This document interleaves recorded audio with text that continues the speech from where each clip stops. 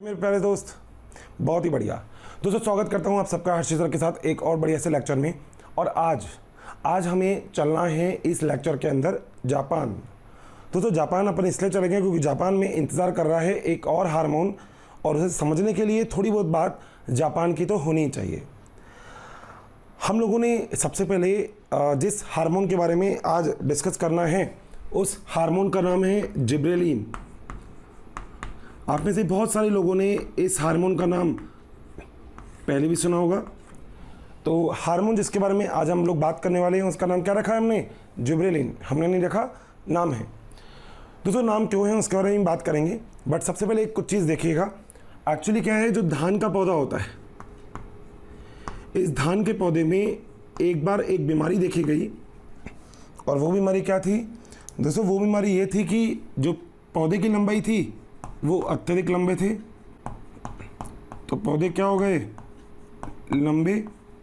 जो पत्तियां थी वो भी लंबी हो गई, मगर लंबी के साथ साथ जो पत्तियां हैं वो कैसी हो गई है?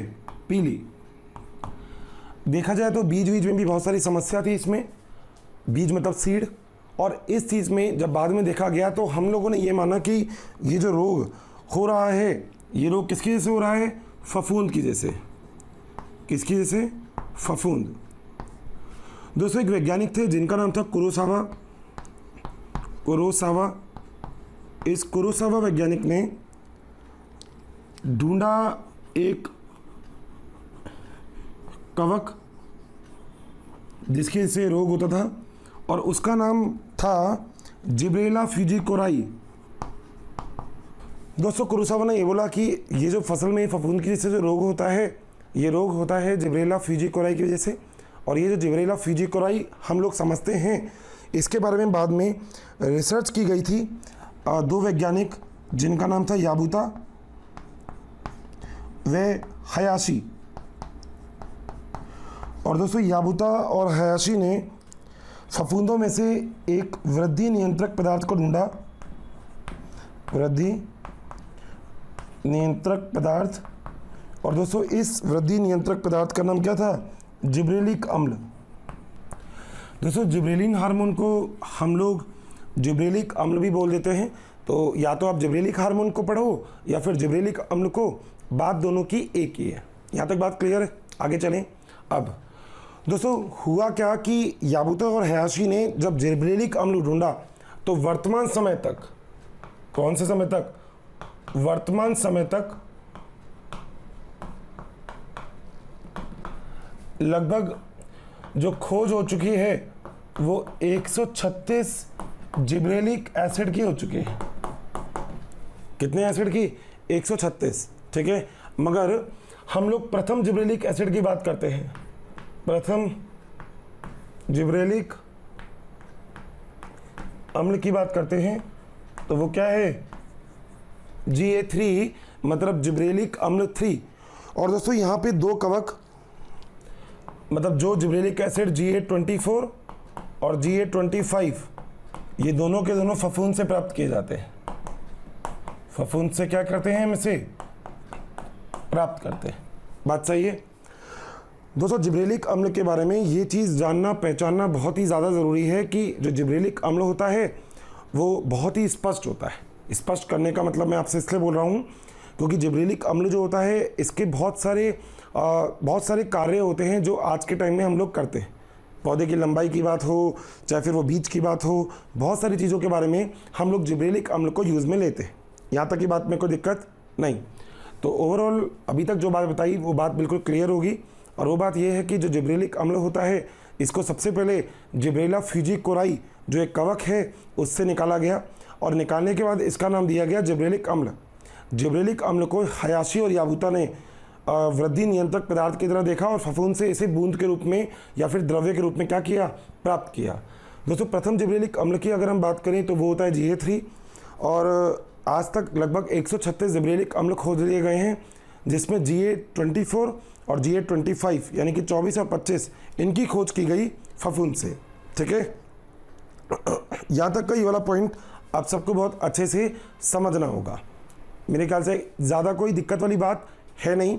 अब जरा हम आगे चलते हैं दोस्तों। आगे एक और बढ़िया सी चीज़ आएगी और जिस चीज़ को हम लोग यहाँ पे और अच्छे तरीके से समझ सकते हो, और वो क्या है दोस्तों, वो है जिब्रेलिक अम्ल का फार्मूला। मैंने आपको पहले भी बोला था कि ऑक्सीजन के जैसे हमने फार्मूला को याद किया है, ऐसे ही फार्मूला हम लोग जिब्रेलिक अम्ल का भी देखेंगे। तो आइए देखते हैं जरा जिब्रेलिक अम्ल का फार्मूला क्या है। सबसे पहले यहाँ देखना भैया, एक तो आपको ऑक्सीजन का बताया, अब आगे भी चलते हैं दोस्तों। याद रखिएगा फार्मूला है मालती दास अप्लाइड फॉर BaClS। ये एक लाइन अगर आपको याद रहेगी तो आप पूरा जिब्रेलिक अम्ल के क्या क्या कार्य होते हैं आप वो याद कर सकते हो। मगर हमेशा की तरह मैं यहाँ पे वो वाली चीज़ हाईलाइट कर देता हूँ जो हमारे काम की है, जिसमें ये हो गया M, उसके बाद दास A और एक P और कर दो, P BaClS।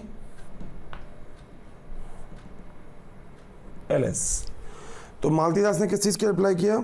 BaClS के लिए। ठीक है, अब क्या क्या चीज़ होती है जरा देखते हैं दोस्तों। M का मतलब होता है माल्टिंग, मतलब ये किण्वन के प्रोसेस में काम आता है दोस्तों। D का मतलब है डिले का मतलब हो गया देरी, और देरी किस किस चीज़ में दोस्तों? A का मतलब है एब्सेशन का मतलब होता है जड़ना, और S का मतलब इसी से लिख देता हूँ, S का मतलब है सीनेसेंस का मतलब होता है जीर्णता दोस्तों। अप्लाइड का मतलब हो गया एप्पल, और एप्पल के जिस चीज़ के बारे में बात होती है वो होता है उसका शेप और साइज दोस्तों। बी का मतलब होता है बॉल्टिंग के लिए उदाहरण याद रखो जिसका नाम है गन्ना। एस का मतलब वही हो गया सीनेसेंस, मतलब समझते हो आप, जीर्णता। सी का मतलब हो गया कॉनिफर समझाता हूँ मैं भी, थोड़ा त्रिशूल शेप होता है ये। और यहाँ पर एल का मतलब हो गया, एल और एस दोनों का मतलब एक साथ ही लिख देता हूँ, इसका मतलब है लेंथ ऑफ स्टेम, यानी कि तने की लंबाई। मैंने आपसे शुरू से एक बात बोली थी कि हम लोग एक फार्मूले से सब कुछ चीज़ें बहुत अच्छे से समझ सकते हैं, उसके लिए रटने की ज़रूरत नहीं है दोस्तों। रटना तो उस कंडीशन में पड़ता है जब चीज़ें हमें समझ में नहीं आ रही हों, मगर यहाँ पे रटना नहीं है। बायोलॉजी में मैंने आपको बताया, हमेशा आपको एक चीज़ याद रखनी है कि कभी भी अगर आपके दिमाग में ऑक्सीजन के बारे में बात आए तो हमेशा आपको याद रखना है कि सर ने बोला था कि ऑक्सीजन का मतलब Christ Xavier had a rapid eight performance, इसका मतलब ऑक्सीजन। मैं आपको कई बार ये वाली चीज़ बता चुका हूँ। मैंने आपसे ये वाली बात भी बोली थी कि अगर कभी आपको ग्लाइकोलाइसिस दिखे तो सीधा आपके दिमाग में एक ही बात आनी चाहिए, और वो बात क्या है? सीधा आपके दिमाग में आना चाहिए कि ग्लाइकोलाइसिस का मतलब ग्लूकोज फ्रुक्टोज वाली कहानी। और जिस मेरे बच्चे को नहीं पता ये, वो देखना हमने ग्लाइकोलाइसिस कितने अच्छे तरीके से देखा था। एग्जाम में अगर कभी भी ग्लाइकोलाइसिस आ जाएगा तो आई एम 100% श्योर कि आपको 2 सेकंड से ज़्यादा नहीं लगेंगे उसमें, क्योंकि आप हर एक स्टेप को बहुत ही गंभीरता से समझते हैं। और हमने वो हवा में कर लिया भैया। मजाक में करना ये भी तो अपने आप में बहुत बड़ी चीज़ है। मैं आपसे हर बार बोलता हूँ अपने लेक्चर में लगभग कि मज़ा आ रहा है ना। मज़े का मतलब कई बच्चे ये बोलते हैं कि यार हर्षित सर पढ़ने में कैसा मज़ा। दोस्तों जिस चीज़ को एंजॉय करके करेंगे ना उसमें तो मज़ा आएगा। सिंसियरिटी रखनी है, मगर एन्जॉयमेंट ओहो वो तो बहुत बड़ी चीज़ है। बोरिंग नहीं होना चाहिए लेक्चर, दैट्स इट। ठीक है भाई, तो ये चीज़ बहुत ज़रूरी है अपने आप में। जैसे कि जिब्रेलिक एसिड बुरा नहीं है, कुरोसावा ने इतना एक्सपेरिमेंट करके जब हमको जो चीज़ बताई और आज के टाइम में हम वो चीज़ यूज़ कर रहे हैं, तो वो चीज़ क्या है ज़रा देखते हैं दोस्तों। किण्वन एक अभिक्रिया होती है जब कच्चे माल से उत्पाद में बदला जाता है, यानी कि जब अल्कोहल का निर्माण किया जाता है। ऐसी स्थिति में हम लोग माल्टिंग प्रोसेस को यूज़ में लेते हैं, यानी कि अल्कोहल निर्माण।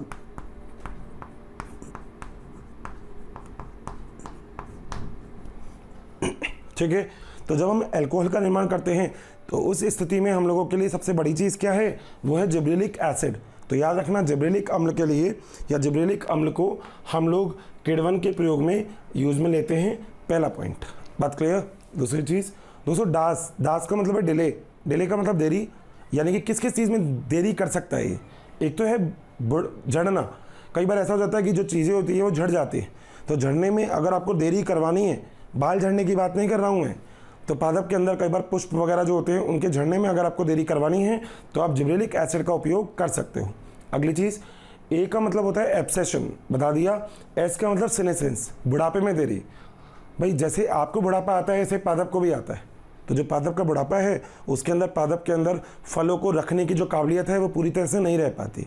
तो ऐसी चीज़ में हम बोलते हैं कि पादप में अगर आपको बुढ़ापे से पादप में थोड़ी सी देरी करनी है तो आप लोग जिब्रेलिक एसिड का उपयोग कर सकते हो।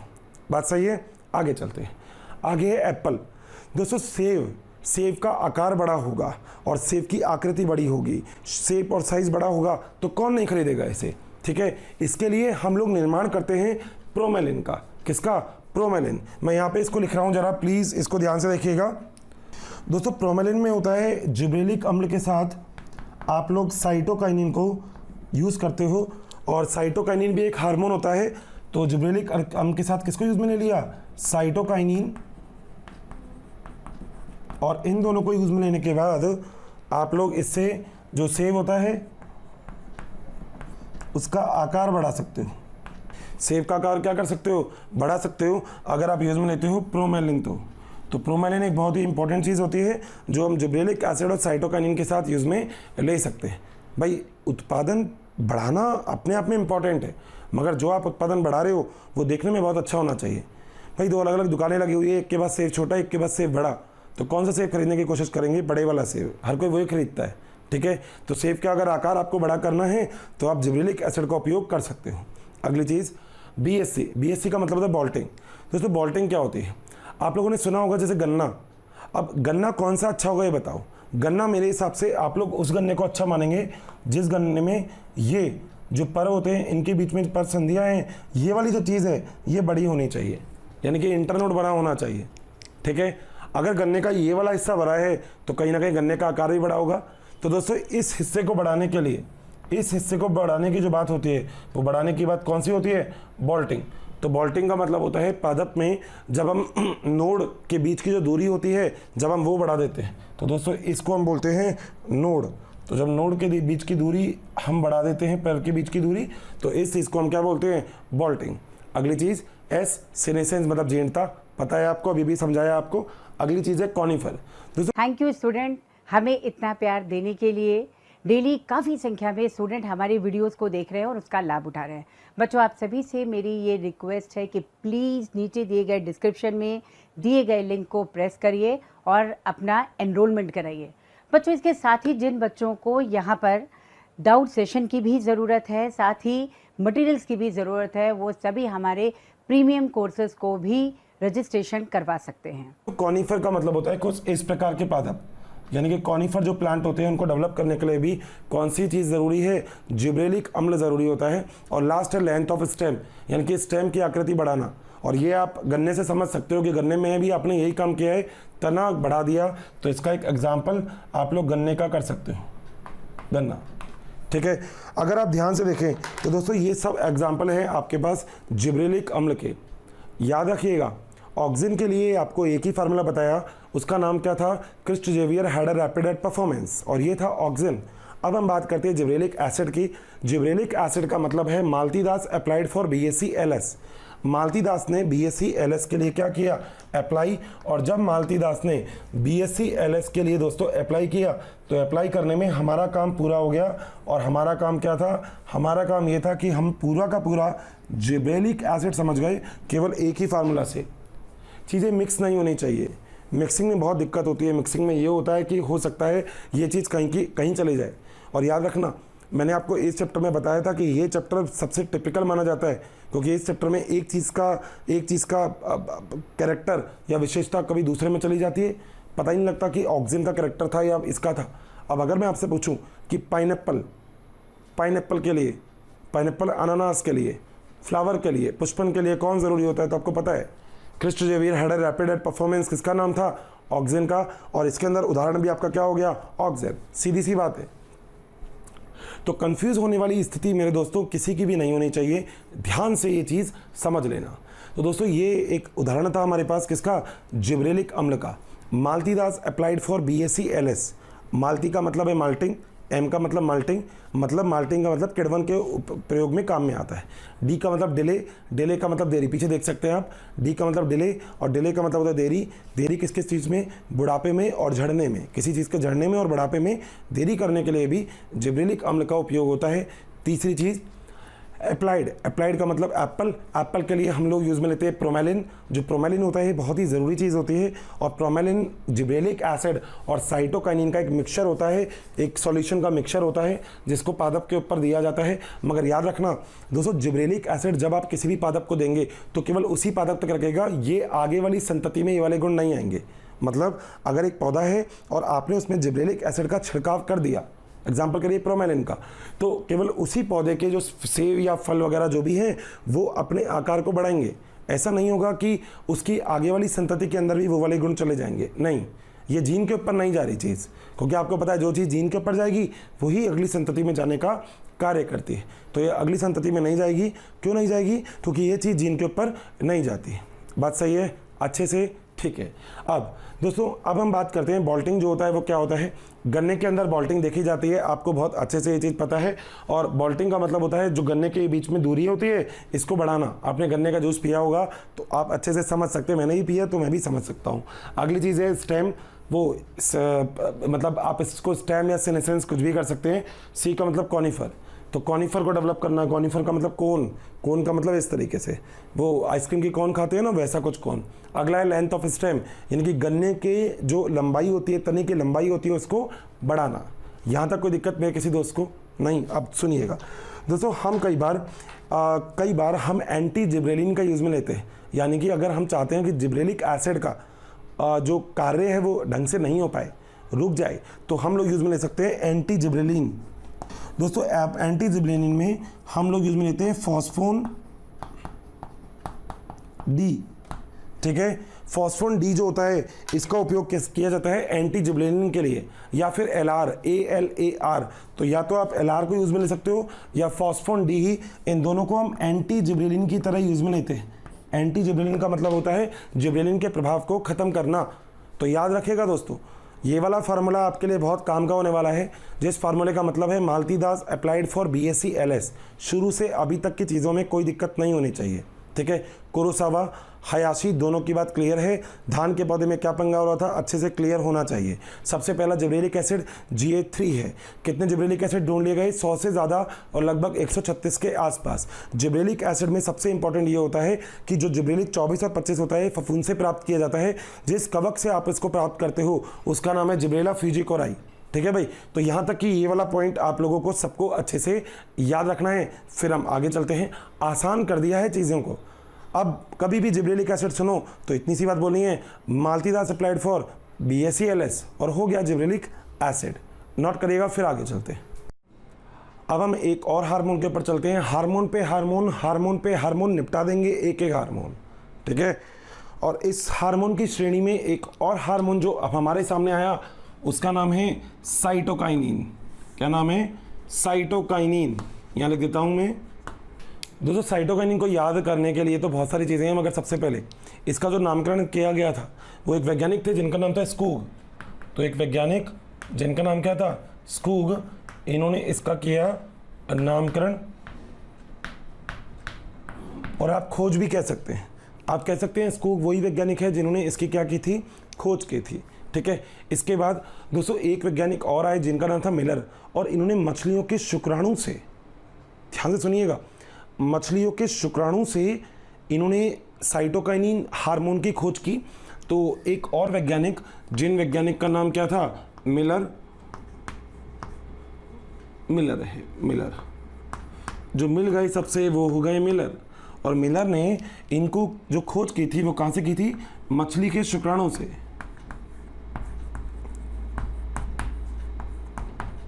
मछली के शुक्राणु। और दोस्तों मछली के शुक्राणु से खोज करने के बाद इन्होंने इसका नाम क्या रखा था? काइनेटिन। क्या नाम रखा, काइनेटिन। दोस्तों इसके बाद एक और वैज्ञानिक आए, जिन अलग वैज्ञानिक की मैं अब आपसे बात कर रहा हूँ उनका नाम था लिथम, और उन्होंने मक्का के बीज में से इसको खोजा। तो एक और वैज्ञानिक आए जिनका नाम था लिथम। दोस्तों लिथम ने मक्का के बीज में, मक्का के बीज में से इसकी खोज की थी, और मक्का के बीज में से खोज करने के बाद इसको क्या बोला था, इसको बोला था GA10। तो ये नाम बहुत इंपॉर्टेंट है जो आप सबको भी अच्छे से याद रखने हैं, सही बात है।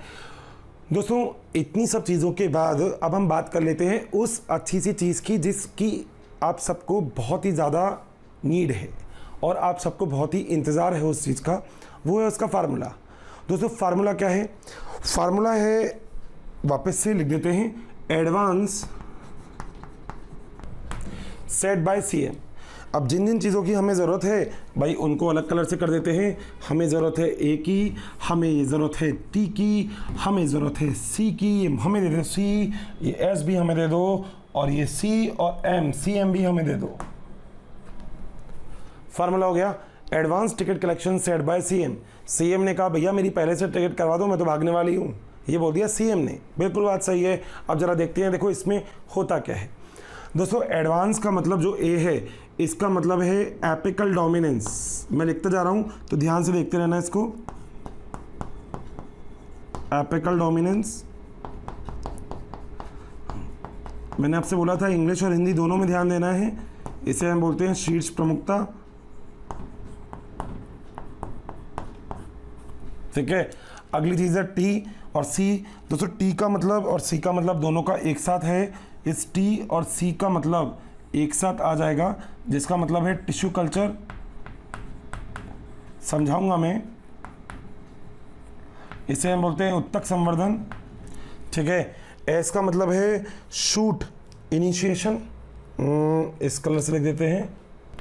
शूट इनिशिएशन का मतलब होता है तने का प्रवर्धन।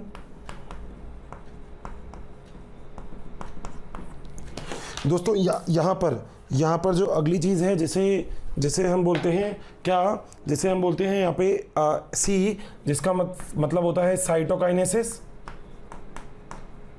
क्या बोलते हैं, साइटोकाइनेसिस। और अगली चीज़ जो यहाँ पे है वो है M। साइटोकाइनेसिस का मतलब होता है कोशिका विभाजन। और दोस्तों अगली चीज़ है यहाँ पे M, और M का मतलब क्या होता है, M का मतलब होता है मॉर्फोजेनेसिस, यानी कि आकार की। आइए ज़रा देखते हैं ये सब चीज़ें आपसे क्या कहते हैं। दोस्तों हम अगर कभी भी देखते हैं कि आखिर जो साइटोकाइनिन होता है वो क्या काम करता है, तो साइटोकाइनिन का सबसे ज़्यादा उपयोग होता है ऊतक संवर्धन में। मैं भी आपको बताने वाला हूँ ऊतक संवर्धन क्या होता है, ठीक है। उससे पहले तो जो चीज़ सामने लिख रखी है उसको समझ लेते हैं। दोस्तों साइटोकाइनिन को सबसे पहले स्कूक नामक वैज्ञानिक ने इसका नामकरण या खोज करने का क्रेडिट हम स्कूक को देते हैं। उसके बाद एक और वैज्ञानिक आए जिनका नाम था मिलर। मिलर ने मछलियों के शुक्राणु से जिस हार्मोन को खोजा उस हार्मोन को इन्होंने क्या बोला, काइनेटिन, ठीक है। अगर हम लिथम की बात करते हैं तो मक्का के बीज से भी इन्होंने इसी प्रकार का एक हार्मोन खोजा, और जिस हार्मोन को आप क्या बोलते हो, GA10।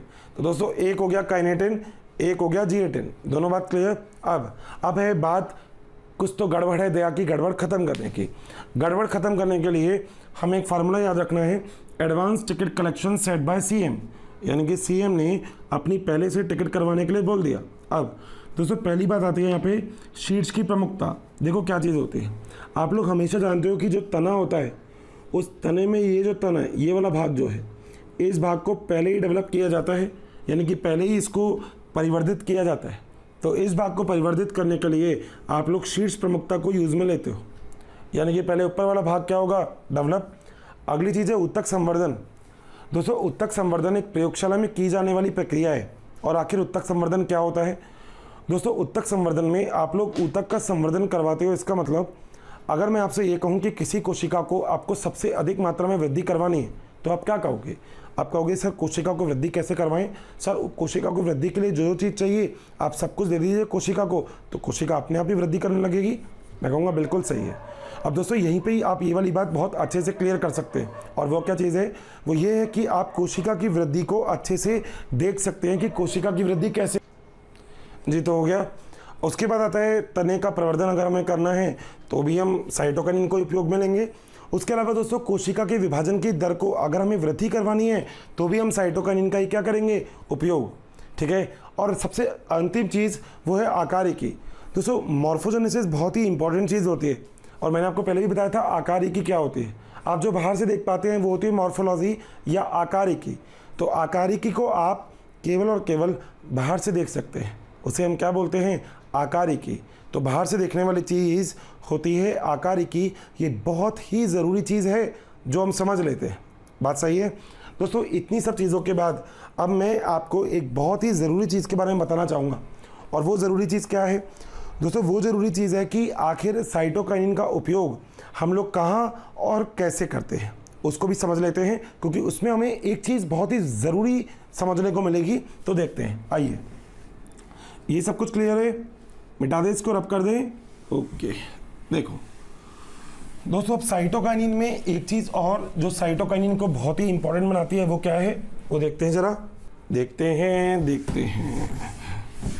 बहुत ही बढ़िया, बहुत ही बढ़िया। देखो बच्चों, काफ़ी संख्या में डेली हमें बहुत सारे कमेंट्स आ रहे हैं कि वी प्लीज़ इस टॉपिक पे वीडियो बनाएं, इस सब्जेक्ट पे वीडियो बनाएं। तो आप सभी से मेरी रिक्वेस्ट है कि प्लीज़ हमारे यूट्यूब चैनल को सब्सक्राइब करें और उसमें दिए गए बेल आइकन को प्रेस करें ताकि टाइम टू टाइम आपको नोटिफिकेशन मिलता रहे। बच्चों, हम ऐसा इसलिए कह रहे हैं कि बहुत सारे बच्चे उसी टॉपिक की रिक्वेस्ट करते हैं जो ऑलरेडी हमारे चैनल्स पे दिए हुए हैं। तो आप सभी से रिक्वेस्ट है कि आप सभी जो है उस चैनल पे जा कर के उन सारे वीडियोस का लाभ ज़रूर उठाएं। और ये जो मैं चीज़ बढ़ा रहा हूँ आपको, ये आगे आपके किसी चैप्टर में काम में आएंगी, मगर मैं यहीं पे ही आपको इसको एक्सप्लेन कर रहा हूँ तो आपको इसमें दिक्कत नहीं आएगी कभी भी। ठीक है। देखिए ज़रा क्या चीज़ है दोस्तों, यहाँ पर जिस चीज़ के बारे में आज हम बात कर रहे हैं वो ऑक्सिन और साइटोकिनिन दोनों से ही रिलेटेड है, जिसे हम बोलते हैं सूक्ष्म प्रवर्धन। दोस्तों सूक्ष्म प्रवर्धन का नाम होता है माइक्रो प्रोपेगेशन। तो सूक्ष्म प्रवर्धन को हम क्या बोलते हैं, माइक्रो प्रोपेगेशन। ठीक है। इसे हम एक और नाम बोल देते हैं, इसे हम बोल देते हैं क्लोनल प्रोपेगेशन। तो दोस्तों या तो आप इसे माइक्रो प्रोपेगेशन बोलें या आप इसे क्लोनल प्रोपेगेशन बोलें, कोई दिक्कत वाली बात इसमें नहीं है। बात सही है? चलें भैया आगे, पक्का चला जाए। ओके दोस्तों, अब सूक्ष्म प्रवर्धन क्या होता है उसको समझिएगा। हम लोग बहुत हद तक निर्भर हैं पादप के लैंगिक जनन के ऊपर। हम लोग चाहते हैं कि अगर पादप में लैंगिक जनन होगा तो ही हमें बीज की प्राप्ति होगी। मगर अगर मान लो किसी पादप में लैंगिक जनन है ही नहीं, अगर कोई भी पादप लैंगिक जनन करता ही नहीं है, तो ऐसी स्थिति कैसे होगी दोस्तों? मान लो लैंगिक जनन के बाद जो बीज मिल रहा है, उस बीज के बाद एक नया पादप प्राप्त करने में आपको बहुत टाइम लगता है, ये बात आप भी जानते हैं। मगर अगर मैं कोई ऐसी प्रक्रिया या कोई ऐसी तकनीक आपको बता दूं जिसकी तकनीक की वजह से आप लोग नए पादप का निर्माण भी कर पाए और बिना बीज की सहायता से, तो हो सकता है क्या? बिल्कुल। देखते हैं जरा दोस्तों, इसके लिए आपको दो चीज याद रखनी है। एक वर्ड आपको याद रखना है कृतोत्की, इसे हम इंग्लिश में बोलते हैं एक्सप्लांट। ठीक है। और एक वर्ड आपको याद रखना है जिसका नाम है पूर्ण शक्तता, इसे हम इंग्लिश में बोलते हैं टोटीपोटेंसी।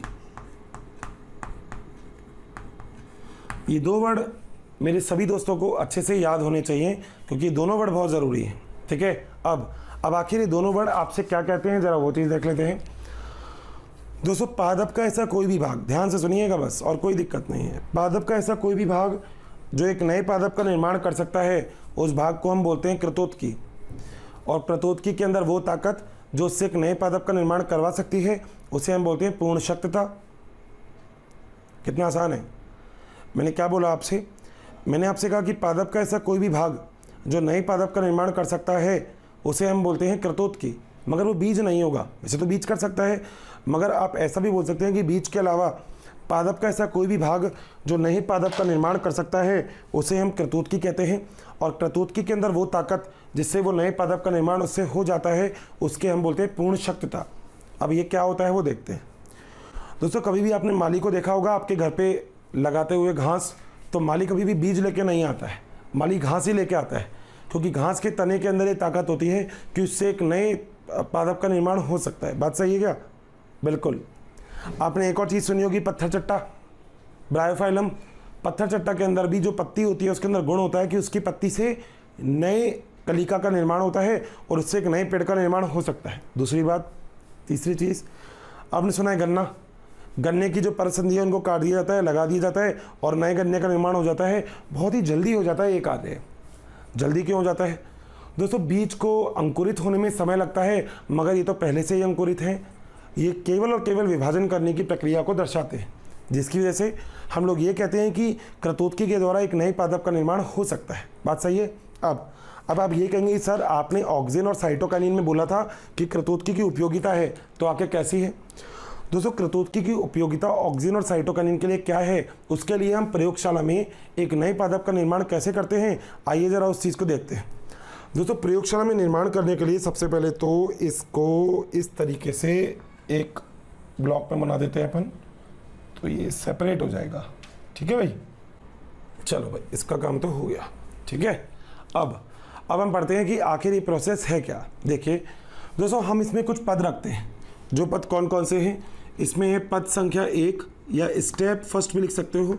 पद संख्या 1 ये हो गया पद संख्या 1, इसके बाद ये हो गया पद संख्या 2, ठीक है, इसके बाद ये हो गया पद संख्या 3, इसके बाद ये हो गया पद संख्या 4,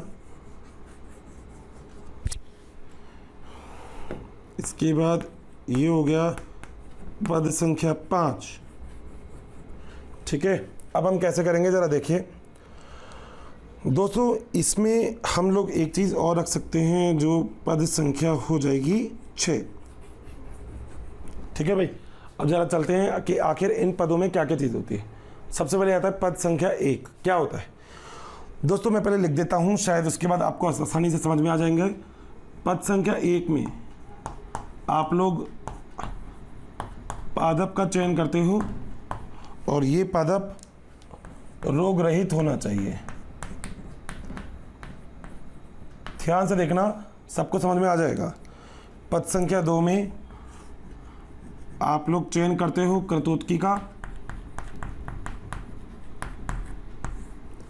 कृतोत्की का चयन व निर्जमीकरण। बताऊंगा अभी क्या होता है। पद संख्या 3, पद संख्या 3 में आप लोग इसे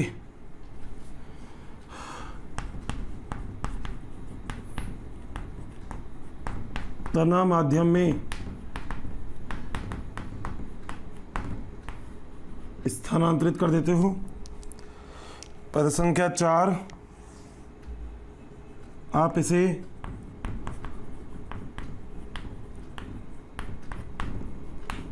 जड़ माध्यम में स्थानांतरित कर देते हो। पद संख्या 5 आप इसे ग्रीन हाउस में स्थानांतरित कर देते हो।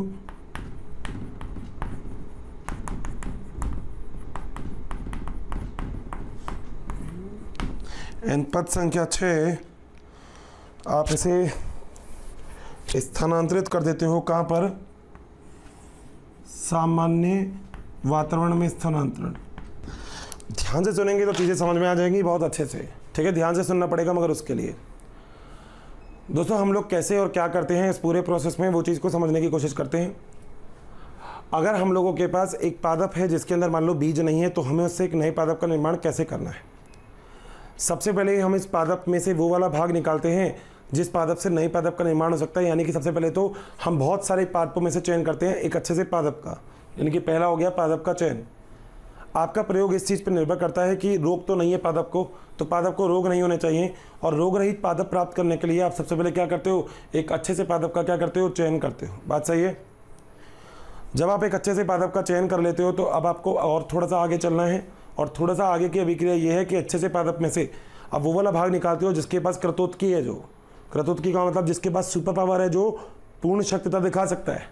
और इस पूरे में से दोस्तों मान लो ये वाला वो भाग है जिससे एक नए पादप का निर्माण हो सकता है।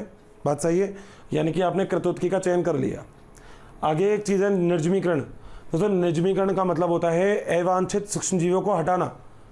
बायोलॉजी एक चीज़ से बहुत घबराती है जो है कंटामिनेशन, संक्रमण। तो संक्रमण को हटाने की अभिक्रिया यानी कि अवांछित सूक्ष्मजीवों को हटाने की अभिक्रिया को हम क्या बोलते हैं? निर्जमीकरण। बात सही है। अगली चीज़, जैसे ही आपने इसको निर्जमीकरण कर दिया, अच्छे से साफ वाफ कर दिया, अब आप इसे डालेंगे तने वाले माध्यम में। किस में डालेंगे? तने वाले माध्यम में। तो तने वाले माध्यम का मतलब क्या है? तने वाले माध्यम का मतलब है कि आप ज़्यादा, तो यहाँ पे लिख देता हूँ ऐसे। तने वाले माध्यम का मतलब क्या है कि आप अधिक तो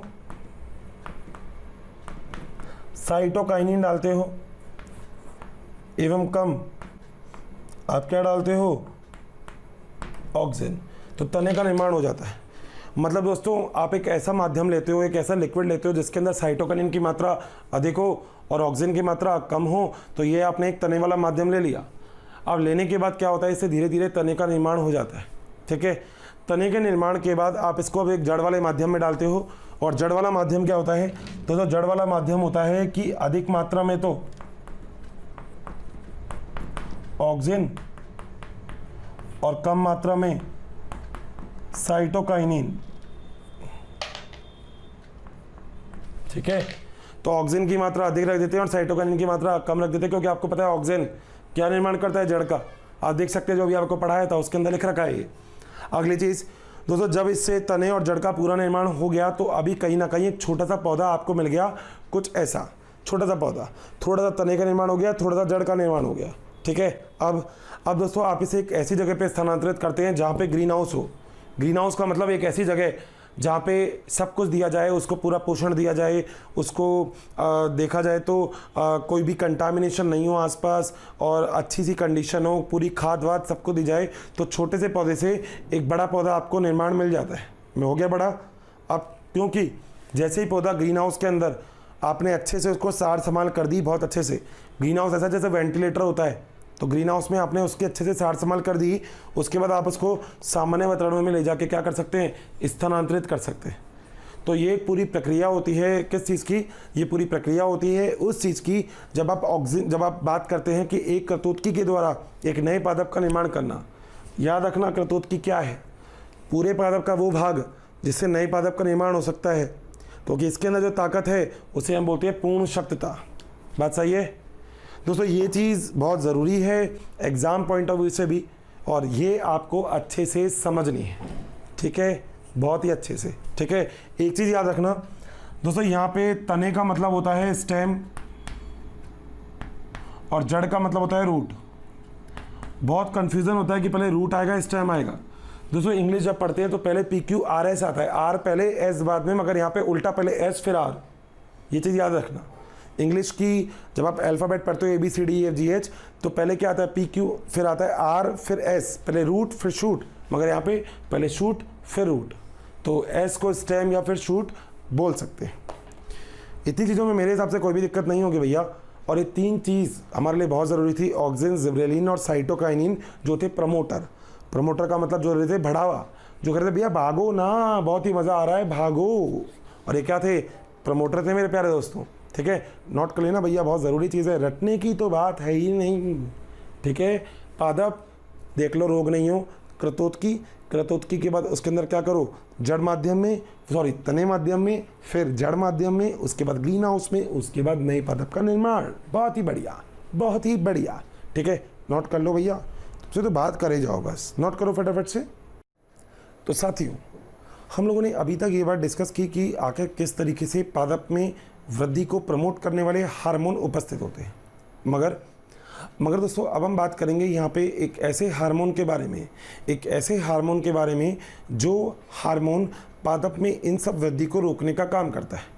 यानी कि ऑक्सीजन, जिबरेलिन और साइटोकाइनिन के विरोध में अगर कोई हार्मोन काम करे तो उसे हम वृद्धि रोधक हार्मोन की श्रेणी में रख देते हैं। दोस्तों वृद्धि रोधक हार्मोन में हम बहुत सारे हार्मोन का उपयोग करते हैं, जिसमें आज हम जिस हार्मोन को पढ़ रहे हैं उसका नाम है एब्सिसिक अम्ल।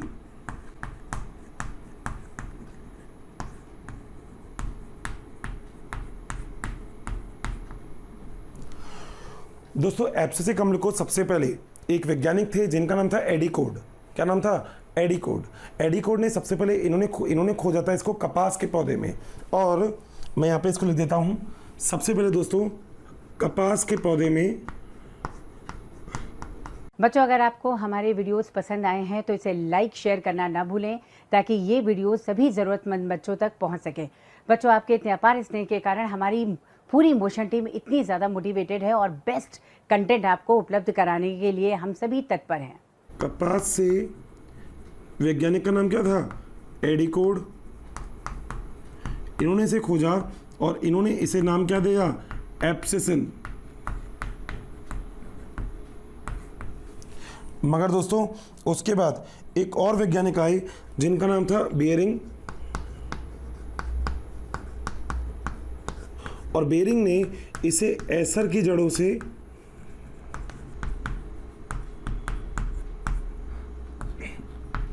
में खोजा।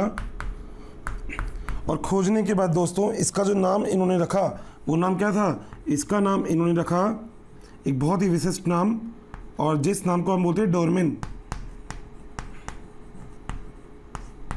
डोरमिन। तो दो अलग अलग चीज़ खोजी गई, एक खोजा गया एब्सिसिन और एक खोजा गया डोरमिन। दोस्तों एब्सिसिन और डोरमिन में बाद में वैज्ञानिकों को लगा कि आखिर ये एब्सिसिन और डोरमिन दोनों एक ही चीज़ है, तो इसे नाम दिया गया एब्सिसिक अम्ल। बात सही है दोस्तों। अब एब्सिसिक अम्ल के लिए भी वही एक फार्मूला जो हम अभी तक सबके लिए याद करते हुए आए हैं, और वो क्या है? अ BDS student closed the restaurant. BDS student ने रेस्टोरेंट को क्या कर दिया? क्लोज कर दिया। अब जरा आखिर इसको देखते हैं कि आखिर ये चीज़ क्या है। दोस्तों ए का मतलब होता है एब्सेशन।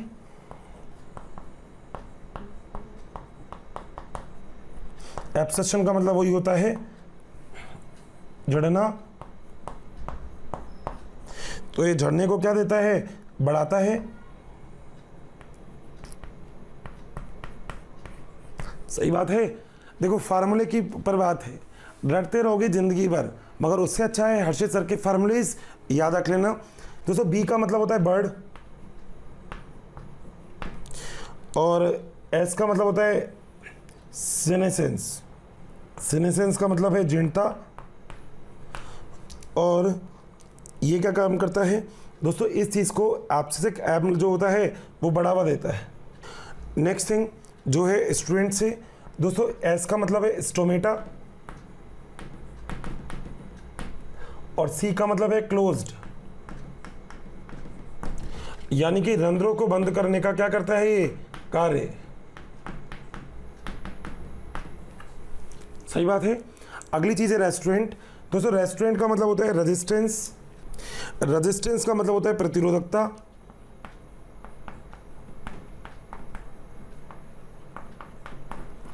और प्रतिरोधकता किस चीज से? दोस्तों प्रतिरोधकता है तनाव से, स्ट्रेस। दोस्तों इसके अलावा आप एक चीज और कर सकते हैं सी से, कि जो सी है इसका मतलब है सेल डिवीजन।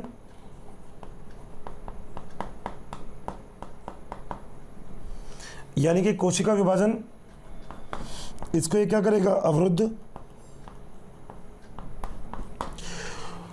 दोस्तों एक दो चीजें और लिख देता हूं मैं यहाँ पे। जो आलू होता है उसमें कंद को बनने से रोकता है। अब चलिए जरा इसको देख लेते हैं एक बार कि कितना आसान कर दिया हर्षित सर ने जरा इन सब चीज़ों को। दोस्तों हम लोग बोल रहे हैं एब्सिसिक अम्ल एक अवरोधक है। अवरोधक का मतलब जो रोकने का कार्य करे। अब इसके लिए वैज्ञानिकों की बात तो क्लियर है, मगर ये वाली चीज़ देखना जो अभी आपको बताई है। अब इसका मतलब क्या है दोस्तों? अगर एब्सिसिक अम्ल का प्रयोग की जाए तो चीज़ें जल्दी झड़ जाती है।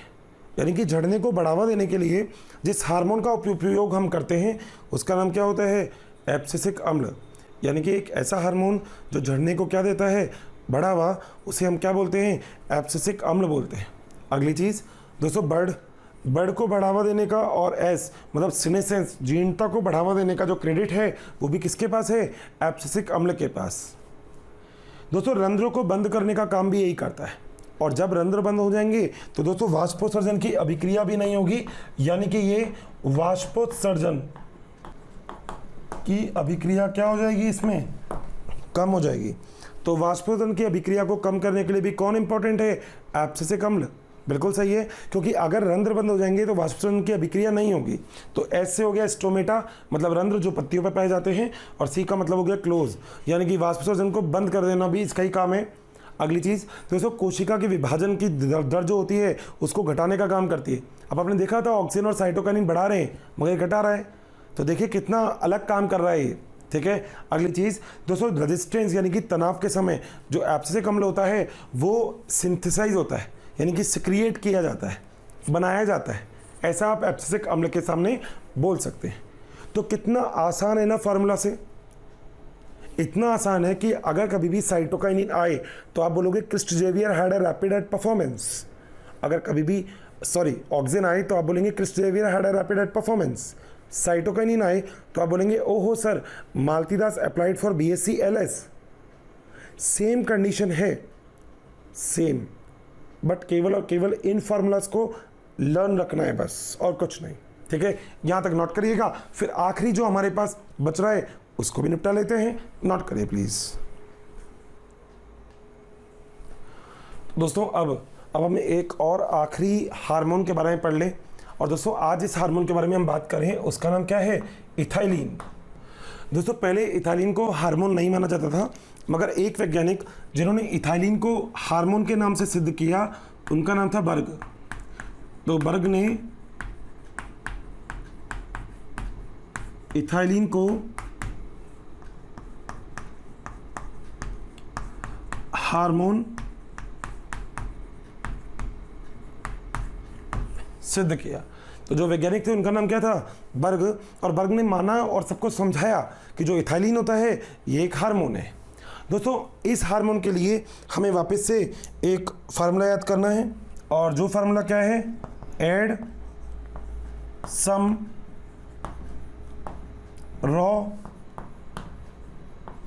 Peanuts butter on bread.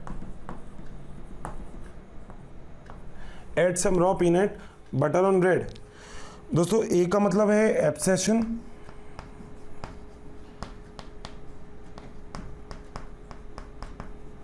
Abscission का मतलब आप जानते हो जड़ना, और ये जड़ने को क्या देता है, बढ़ावा। ऊपर वाले एरो का मतलब बढ़ाता है। दोस्तों एस का मतलब है सिनेसेंस, सिनेसेंस का मतलब है झींटता, मतलब बुढ़ापा, और ये बुढ़ापे को क्या करता है, बढ़ाता है। अगला दोस्तों आ का मतलब है रॉ, और इसका मतलब है राइपनिंग और फ्रूट, यानी कि फ्रूट को पकाता है, यानी कि फलों का पकना।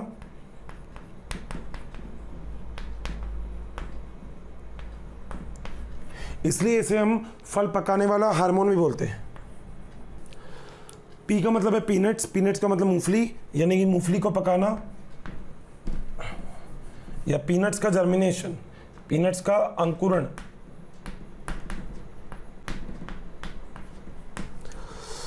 दोस्तों आगे बी, बी का मतलब है जो बर्ड की डॉर्मेंसी है, यानी कि जो बर्ड का सुप्तता है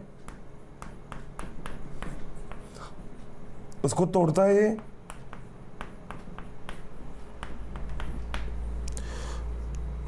ठीक है दोस्तों, जरा चीज़ों को ध्यान से देखिएगा। मैं आपको ये चीज़ बताना चाहता हूँ कि एक ऐसा हार्मोन जो केवल और केवल गैसीय अवस्था में होता है उसका नाम है इथाइलिन। दोस्तों सारे हार्मोन लिक्विड स्टेज में होते हैं, मगर एक हार्मोन जो गैसीय अवस्था में आपको पाया जाता है उस हार्मोन का नाम क्या है, इथाइलिन। तो एक चीज़ तो आप इथाइलिन के लिए ये याद रखिएगा कि गैसीय हार्मोन में पाया जाता है। दोस्तों मैं एब्सिसिक अम्ल और इथाइलिन के बारे में आपको एक दो चीज़ बता दूं, और वो बात यह है कि एब्सिसिक अम्ल और इथाइलिन जो दोनों हैं, इनमें से एब्सिसिक अम्ल को तो दोनों के अंदर रखा जाता था। हम इसको वृद्धि प्रमोट करने के लिए भी बोलते थे, यानी कि हम इसको प्रमोटर में भी रखते थे और अवमंदक में भी रखते थे, मगर बाद में हमने देखा कि ये पूरी तरह से अवमंदक है एब्सिसिक अम्ल। दूसरी बात दोस्तों, यहाँ पे अगर इथाइलिन की बात करें तो इथाइलिन में एक फार्मूला हमको याद रखना है, और एक ऐसा हार्मोन जो गैसीय अवस्था में उपस्थित है उसका नाम क्या है, इथाइलिन। दोस्तों यहाँ पे add some raw peanut butter on bread एक फार्मूला है, और इससे ऐड का मतलब एब्सेशन यानी कि झड़ने को बढ़ावा देता है, पत्ती पुष्प कुछ भी हो सकता है वो, सीनेसेंस यानी कि बुढ़ापे को भी बढ़ाता है ये, रॉ फलों के पकने के लिए बहुत ज़रूरी होता है। अगर आप चाहते हो कि फल जल्दी से पक जाए तभी तो झड़ेंगे वो, तो अगर आप चाहते हो फल जल्दी से पक जाए तो आप उसके ऊपर इथाइलिन डाल सकते हो। अगला पीनट्स, दोस्तों पीनट्स का अंकुरण करने के लिए भी इथाइलिन बहुत ज़रूरी है। और अगली चीज़ जो है बटर, बटर का मतलब बड़ की जो सुप्तता है उसको ये चीज़ क्या करती है, तोड़ता है। बात सही है। यहाँ तक के कॉन्सेप्ट में मेरे हिसाब से कोई भी दिक्कत किसी भी दोस्त को नहीं होगी। हमने सारी चीज़ पढ़ी, auxin, gibberellin, cytokinin, abscisic acid और इथाइलिन। ये 5 हार्मोन हमारे लिए बहुत ही ज़्यादा ज़रूरी हैं एग्जाम पॉइंट ऑफ व्यू से। फार्मूला याद रखना, बाकी कोई दिक्कत होगी ही नहीं। ठीक है भाई, यहाँ तक जरा नोट करिएगा। फिर लास्ट ईयर में कौन कौन से क्वेश्चन आ गए हैं इस पूरे हार्मोन में से, आइए फिर उसको देखते हैं। सो मेरे प्यारे साथियों, स्वागत है आपका कुछ क्वेश्चन आंसर में जो लास्ट ईयर में आए हुए हैं। दोस्तों एक क्वेश्चन 2009 AIPMT में आया हुआ है, और क्वेश्चन ये है कि इनमें से कृत्रिम रूप से बनाया जाने वाला ऑक्सिन पहचानिए। मैंने कृत्रिम वाले 3 बताए थे आपको, एक आपको बताया था नेफ्थलीन एसिटिक एसिड, एक बताया था 2,4-D और 2,4-T। तो यहाँ पे आंसर आएगा नेफ्थलीन एसिटिक एसिड। कर सकते हैं आप, कोई दिक्कत नहीं है। अगली चीज़, पादप सूरज के प्रकाश की तरफ झुकता है, इसके लिए कौन सा हार्मोन ज़रूरी है? क्वेश्चन आया हुआ 2010 में, ऑक्सिन। बिल्कुल सही है, शाबाश। अगली चीज़, दोस्तों रूट के डेवलपमेंट के लिए कौन सा हार्मोन ज़रूरी है जो रूट का डेवलपमेंट करता है? ऐसा हार्मोन जो रूट को डेवलप करता है वो कौन सा हार्मोन है, जरा बताइएगा। बिल्कुल सही, ऐसा हार्मोन जो रूट को डेवलप करता है उसका नाम क्या है? ऑक्सिन। बिल्कुल सही समझे आप। अगली चीज़, दोस्तों अगली चीज़ है ऐसा कौन सा हार्मोन होता है जो जिब्रेलिक एसिड के विपरीत काम करता है? जिब्रेलिक एसिड के विपरीत जो काम करता है वो है एब्सिसिक एसिड, हमने आपको बता दिया था। अगली चीज़, दोस्तों एक एक्सपेरिमेंट के अंदर ये चीज़ बताया रखी है कि ऑक्सिन का बायो एसे यानी कि ऑक्सिन का प्रयोग किसके ऊपर किया गया? हमने बोला था वेंट ने ऑक्सिन का प्रयोग किया था, ये बात आपको अच्छे से पता है और इस चीज़ को याद रखिएगा, वेंट ने इसको प्रयोग किया था। ठीक है, आपको याद होगा एक्सपेरिमेंट। अगली चीज़, दोस्तों अगर आपको स्ट्रेस हार्मोन कौन सा हार्मोन होता है जो तनाव की स्थिति में पैदा होता है? बिल्कुल सही है, एब्सिसिक एसिड या एब्सिसिक अम्ल। अगली बात, ऑक्सिन किससे आइसोलेट या प्राप्त किया गया था? जिसमें एक चीज़ है ह्यूमन यूरिन, इंसान का यूरिन। बिल्कुल सही बात है, आपको पता होगा ये।